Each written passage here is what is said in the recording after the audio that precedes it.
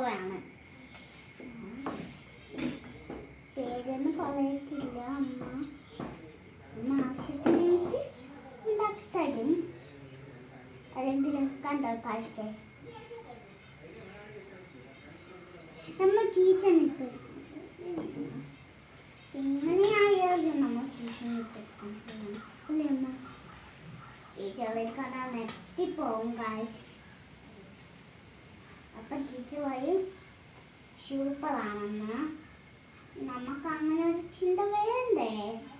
നമ്മളെ ടീച്ചറിനെ തൊട്ട് ഇത് മൂന്ന് ചെയ്തിട്ട് നമുക്കങ്ങ് കേട്ടോ. അമ്മ തൊട്ടില്ല നമുക്ക് ബാക്കിയാണ് കേട്ടോ. ആവശ്യത്തിന് മതി കൂട്ടുകാര്. ആവശ്യത്തിന് മതി എന്ന് പറഞ്ഞാൽ ഇഷ്ടം